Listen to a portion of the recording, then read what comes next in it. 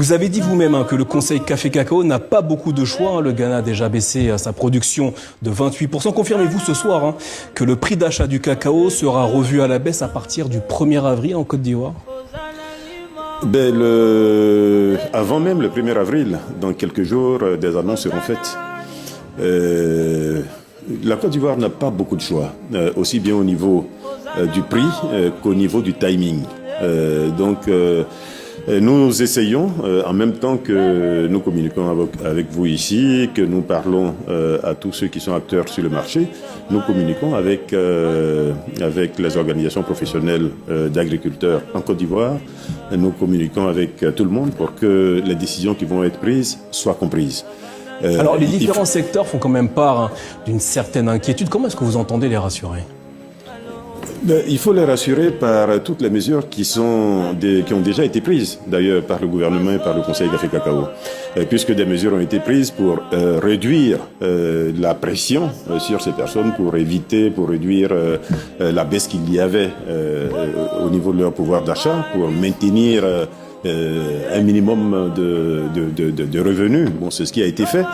Maintenant, ça devrait plutôt les rassurer.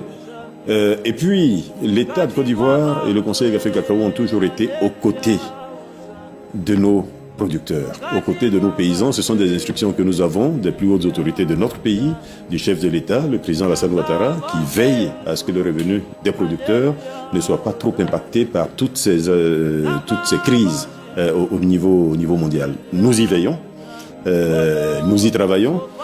Et surtout, nous faisons en sorte que demain, face à ce type de crise, nous soyons plus forts. Et bien justement, monsieur le ministre, parlons-en. Ce n'est pas le lieu d'en parler parce qu'en 5 minutes, on n'arrivera pas à en parler. On n'aura pas assez de temps, mais ce que je peux vous dire, plus globalement au niveau de l'agriculture ivoirienne, nous sommes dans un nouveau processus dans lequel nous privilégions, je peux dire, 4-5 pistes qui sont, à nos yeux, les plus importantes et celles qui vont permettre de transformer durablement notre agriculture.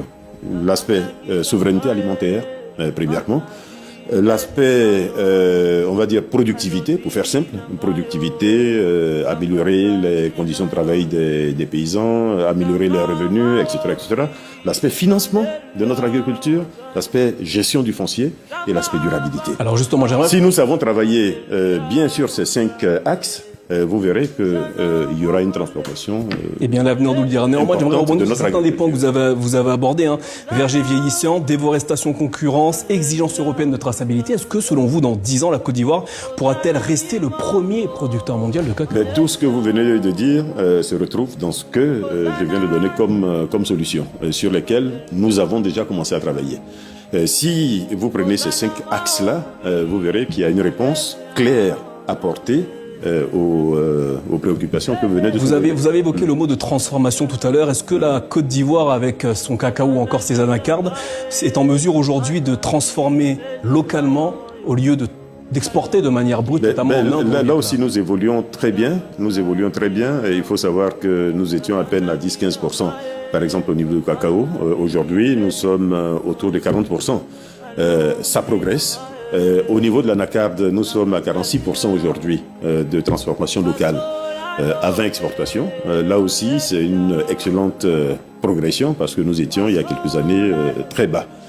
Donc l'ambition, c'est de poursuivre ce processus de transformation locale pour afficher, je l'espère, dans quelques années, des taux beaucoup plus importants. Enfin, la Côte d'Ivoire exporte cacao, anacarde, EVA, mais importe encore beaucoup de riz. Ce sont les chiffres.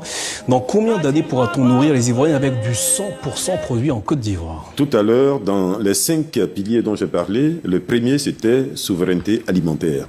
Donc, ça veut dire que c'est vraiment un sujet sur nos tables, un sujet sur lequel nous allons travailler et de façon intense. La preuve, c'est que dans le gouvernement, il y a un ministre délégué chargé des productions vivrières.